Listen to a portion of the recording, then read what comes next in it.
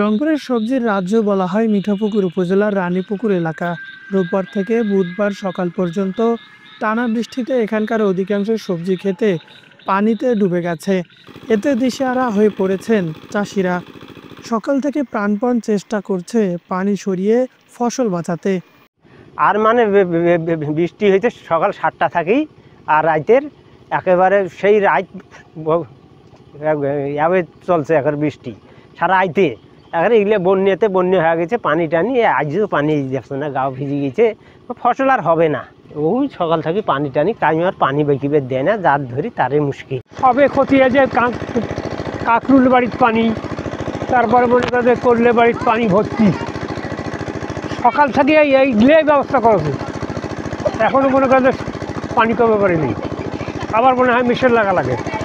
বৃষ্টিতে ভাই ক্ষতি এবার একবারই মনে করো যাক কয় সবারই অবস্থার দুর্গতি।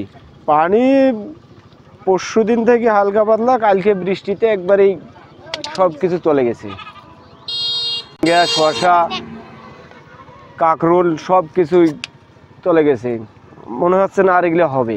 রংপুর সদর ও মিঠাপুকুর উপজেলার কয়েকটি ইউনিয়নের করলা, শসা, বরবটি, ঢেঁড়স, ঝিঙ্গা, কাকরোল, মরিচ, বেগুন, পানি কুমড়ার ক্ষেত পানিতে তলিয়ে গেছে। ধার দেনা করে চাষ করা সবজি ক্ষেত লাভ তো দূরের কথা, মূলধন তুলতেই পারবে না বলছেন কৃষকরা। বৃষ্টিতে আমাদের করলার খেতে যেগুলো বীজ সফল হওয়ার কথা, কিন্তু সেগুলো সব বৃষ্টিতে ফাটি ফাটি পড়ে যাইতেছে। আর মেইন কথা হচ্ছে আমরা কৃষি মানুষ, আলুতে যে একটা সময় পুঁজি নিয়ে খুব সমস্যায় আছি, আবার এই যে করলার সময় পুঁজিটা নিয়ে এটাও তো বীজ আর ঘরে তুলতে পারবো না। আমাদের তো এবারকার খুব খারাপ। এখন আর কি করব, এখন মনে করো পানিতে সব ডুবে গেছে। আর এরকম মনে করো 2-4 দিন থাকলে মনে করো নেওয়া যাবে না। অনেক দেন দপা করিয়া মনে করো আবাদ করছি, এখন মনে করো অনেক ক্ষতিগ্রস্ত হয়েছি। আমরা তো এইখানে সিনটা কিনছি, তার বাঁশ সব কিছু কিনে কিষান পাইট দিয়ে কিনছি, 50-60 হাজার টাকার মতো খরচ, সব কিছুর দাম, বাঁশের সিনটার সব কিছু করছি। এখন সব কিছু হয়েছে, এখন বৃষ্টি। কৃষি কর্মকর্তা বলছেন পানি নেমে গেলে কৃষকদের সংখ্যা কেটে যাবে, তবে বৃষ্টি দীর্ঘ হলে ক্ষতির আশঙ্কা রয়েছে।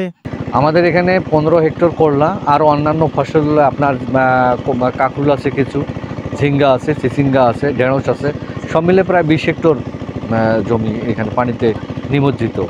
হ্যাঁ, এটা আসলে আমাদের এই পানিটা যদি অনেক পানি হয়েছে আর কি আজকে, সেক্ষেত্রে এই পানিটা আজকে অথবা কালকে সারাদিনও লাগতে পারে পানিটা কোনোভাবে হওয়ার জন্য।